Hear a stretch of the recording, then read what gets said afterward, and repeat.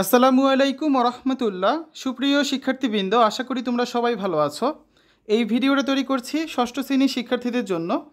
2024 সালের ষষ্ঠ শ্রেণীর বিজ্ঞান বার্ষিক পরীক্ষার নমুনা প্রশ্নপত্রের সমাধান নিয়ে আজকে আমরা আলোচনা করব। এই নমুনা প্রশ্নপত্রটা এনসিটিভি থেকে দেওয়া হয়েছে, যার আলোকে তোমাদের বার্ষিক পরীক্ষা অনুষ্ঠিত হবে। ঠিক আছে? তো শিক্ষার্থীরা, আমরা আজকে নমুনা প্রশ্নপত্রের বিজ্ঞান যে প্রশ্নপত্র দেওয়া হয়েছে তার চতুর্থ পর্ব নিয়ে আলোচনা করব। এর আগে 3টা পর্বে তোমাদের যেই নৈর্ব্যক্তিক প্রশ্নগুলো রয়েছে সেই নৈর্ব্যক্তিক প্রশ্নের উত্তরগুলো আমরা দেখেছি, যেগুলো অঙ্ক ছিল সেগুলোর সমাধান আমরা বিস্তারিতভাবে করে দিয়েছি। তারপর এক কথায় প্রশ্ন ছিল 10টা, এই এক কথায় প্রশ্নের সমাধানগুলো আমরা দেখেছি দ্বিতীয় পর্বে।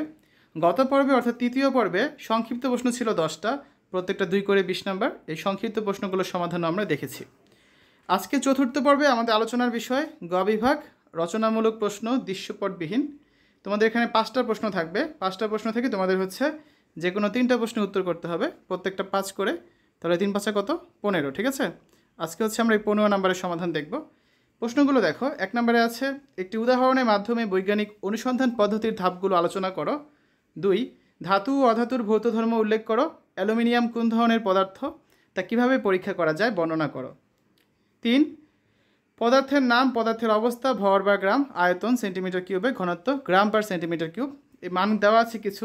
ঘনকাকৃতির লোহার খণ্ড, কাচের তৈরি পেপার ওয়েট আর পারদ।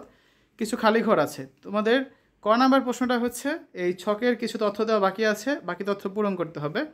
আর খ নাম্বারে আছে, ছকের কোনো পদার্থ কি পানিতে ভাসবে কিনা যুক্তিসহ লিখো।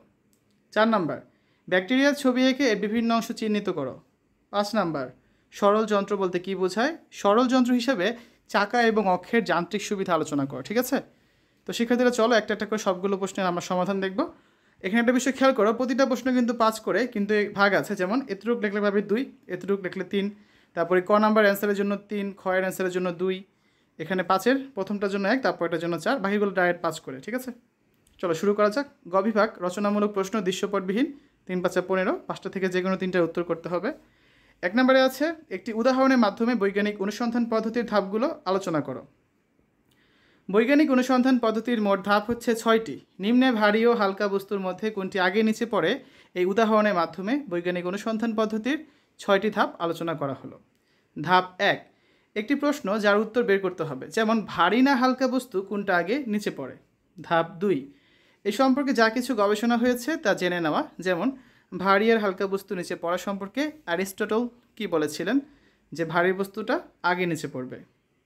ধাপ 3, প্রশ্নটির একটি সম্ভাব্য ব্যাখ্যা দাঁড় করানো। যেমন ভারী এবং হালকা দুটি বস্তু একই সাথে নিচে পড়বে।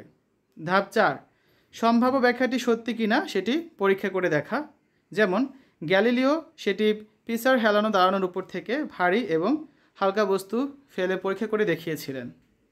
ধাপ 5, পরীক্ষার ফলাফল বিশ্লেষণ করে একটি সিদ্ধান্ত নেওয়া। যেমন গ্যালিলিও পরীক্ষার পরে সিদ্ধান্ত নিয়েছিলেন তার ধারণা সঠিক, অর্থাৎ ভারী ও হালকা বস্তু একই সাথে নিচে পড়বে। ধাপ 6, সবাইকে এই ধারণাটি জানিয়ে দেওয়া। যেমন গ্যালিলিও তার ধারণাটি সবাইকে জানিয়ে দেন যে ভারী ও হালকা বস্তু একই সাথে নিচে পড়ে, এবং তখন অন্যরাও পরীক্ষাটি করে দেখেছিলেন। দ্বিতীয় প্রশ্নটা ধাতু ও অধাতুর ভৌত ধর্ম উল্লেখ করো। অ্যালুমিনিয়াম কোন ধরনের পদার্থ, তা কীভাবে পরীক্ষা করা যায় বর্ণনা করো। ধাতুর ভৌত ধর্ম। 1 নম্বর, ধাতুগুলো সাধারণত উচ্চ ঘনত্বের, চকচকে এবং তাপ ও বিদ্যুৎ সুপরিবাহী হয়ে থাকে। পারদ ব্যতিক্রমী, কারণ এটি তরল ধাতু, অন্য সকল ধাতু কঠিন পদার্থ। 2, সোডিয়াম এবং পটাশিয়াম নরম এবং চাকু দিয়ে কাটা যায়, এছাড়া অন্য সকল ধাতু শক্ত। অধাতুর ভৌত ধর্ম। 1, অধাতু চকচক করে না, তাপ ও বিদ্যুৎ অপরিবাহী এবং ভঙ্গুর বলে ঘাতসহ প্রসারণশীল নয়, তাই চাপ দিয়ে পাত কিংবা টেনের লম্বা তার তৈরি করা যায় না।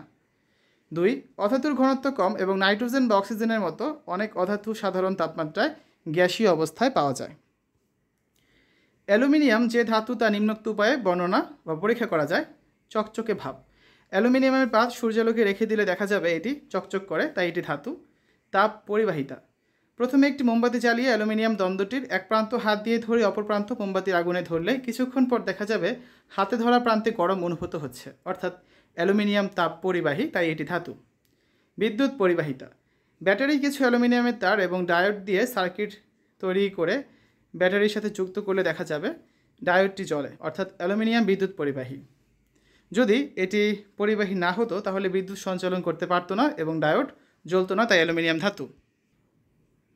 তারপর দেখো পরবর্তী প্রশ্ন 3 নম্বরে আছে ক নাম্বার, ছকের কিছু তথ্য দেওয়া বাকি আছে, বাকি তথ্য পূরণ করতে হবে। তো বাকি তথ্যগুলো আমরা পূরণ করব। পদার্থের নাম, পদার্থের অবস্থা, ভর গ্রামে আছে, আয়তন সেন্টিমিটার কিউব, আর ঘনত্ব হচ্ছে গ্রাম পার সেন্টিমিটার কিউব। ঘনকাকৃতি লোহার খণ্ড কঠিন অবস্থায় আছে, ভর হচ্ছে 7.8 গ্রাম, আয়তন 1 কিউব, আর ঘনত্ব হচ্ছে 7.8। তারপর কাচের তৈরি পেপার ওয়েট, পদার্থের অবস্থা কঠিন, ভর 20.8, আয়তন হচ্ছে কত 8, আর ঘনত্ব 2.6। পারদ, পদার্থের অবস্থা তরল, ভর 2000 গ্রাম, আয়তন 147.05, আর ঘনত্ব হচ্ছে 13.6। ঠিক আছে, ক নাম্বার শেষ। খ নাম্বারে কী বলা আছে, ছকের কোনো পদার্থ কি পানিতে ভাসবে, যুক্তিসহ লিখো। আমরা জানি পানির ঘনত্ব 1 গ্রাম পার সেন্টিমিটার কিউব। কোনো বস্তুর ঘনত্ব যদি পানির ঘনত্বের চেয়ে কম বা সমান হয় তাহলে এটি পানিতে ভাসবে, কিন্তু বস্তুর ঘনত্ব যদি পানির ঘনত্বের চেয়ে বেশি হয় তাহলে এটি পানিতে ডুবে যাবে। কয়ের সারণী থেকে আমরা পাই লোহার খণ্ডের ঘনত্ব 7.8 গ্রাম পার সেন্টিমিটার কিউব, কাচের পেপার ওয়েটের ঘনত্ব 2.6 গ্রাম পার সেন্টিমিটার কিউব, আর পারদের ঘনত্ব 13.6 গ্রাম পার সেন্টিমিটার কিউব। দেখা যাচ্ছে ছকের সব পদার্থের ঘনত্বই পানির ঘনত্বের চেয়ে বেশি, তাই ছকের কোনো পদার্থই পানিতে ভাসবে না, বরং সবগুলাই কিন্তু পানিতে ডুবে যাবে। ঠিক আছে, 4 নম্বর প্রশ্ন, একটা ব্যাকটেরিয়ার ছবি এঁকে বিভিন্ন অংশ চিহ্নিত করো। দেখো এখানে একটা ব্যাকটেরিয়ার ছবি আঁকা আছে, যেমন এই অংশটার নাম কি, এর নাম হচ্ছে পিলি, এই যে অংশটার নাম হচ্ছে ক্যাপসুল, এগুলো হচ্ছে কি ব্যাকটেরিয়ার ডিএনএ, এটা হচ্ছে কোষ প্রাচীর, তারপর এটা হচ্ছে কি কোষ ঝিল্লি, এই যে এই অংশটা হচ্ছে প্লাজমিড, তারপর এই যে এখানে সাইটোপ্লাজম রয়েছে, আর এই যেগুলো হচ্ছে কি রাইবোসোম। ঠিক আছে, আর এখানে আছে কি ফ্লাজেলাম, এটা হচ্ছে একটা ব্যাকটেরিয়ার গঠন। সর্বশেষ 5 নম্বর প্রশ্নটা হচ্ছে সরল যন্ত্র বলতে কী বোঝায়, সরল যন্ত্র হিসাবে চাকা এবং অক্ষের যান্ত্রিক সুবিধা আলোচনা করো। সরল যন্ত্র বলতে সেই ধরনের যন্ত্রকে বোঝানো হয় যার গঠন খুবই সহজ এবং যার মাধ্যমে ব্যবহারের সুবিধার জন্য প্রয়োগ করা বলকে বৃদ্ধি করা যায় বা বল প্রয়োগের দিক পরিবর্তন করা যায়। সরল যন্ত্র ব্যবহারের সুবিধাকে যান্ত্রিক সুবিধা বলা হয়। সরল যন্ত্র হিসেবে চাকা এবং অক্ষের যান্ত্রিক সুবিধা, চাকা একটি অক্ষের সাপেক্ষে ঘোরে, যদি একটি চাকার ব্যাসার্ধ বড় হয় এবং তার তুলনায় অক্ষের ব্যাসার্ধ ছোট হয় তাহলে এই অক্ষ চাকার সমন্বয়টি একটি সরল যন্ত্র হিসেবে ব্যবহার করা যায়। এক্ষেত্রে যান্ত্রিক সুবিধা সমান কি, বড় চাকার ব্যাসার্ধ ভাগ অক্ষদণ্ডের ব্যাসার্ধ। ধরি একটি বড় চাকা ও তার অক্ষদণ্ড দুটিটি এমনভাবে দড়ি পেঁচানো আছে যে বড় চাকার দড়ি টেনে সেটাকে ঘোরালে অক্ষদণ্ডটি ঘুরতে থাকে, সেখানে অন্য একটি দড়ি পেঁচানো হলো। এখন যদি অক্ষদণ্ডে একটা ভারী ওজন বেঁধে দেওয়া হয় তাহলে দেখা যাবে বড় চাকাটিকে দড়ি টেনে ঘুরিয়ে সহজেই সেটাকে টেনে তোলা যাবে। যদি বড় চাকার ব্যাসার্ধ অক্ষদণ্ডের ব্যাসার্ধের 10 গুণ হয় তাহলে এই চাকা ও অক্ষদণ্ড যন্ত্রের সাহায্যে 10 কেজি ওজনকে 1 কেজি ভরের সমান বল প্রয়োগ করে টেনে তোলা যাবে।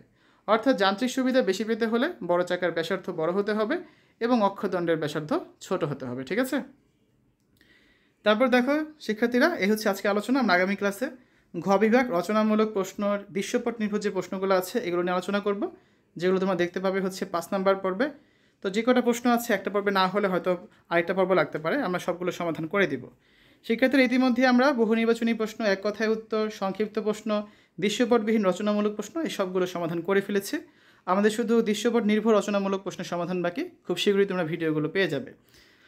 আজকের ভিডিওতে আলোচনা করেছি ষষ্ঠ শ্রেণী বিজ্ঞান বার্ষিক পরীক্ষার নমুনা প্রশ্নপত্রের সমাধান নিয়ে। আশা করি ভিডিওটা তোমাদের কাছে ভালো লেগেছে। পরবর্তী পর্বগুলো দেখার আমন্ত্রণ জানিয়ে আজ এখানে বিদায় নিচ্ছি। আল্লাহ হাফেজ।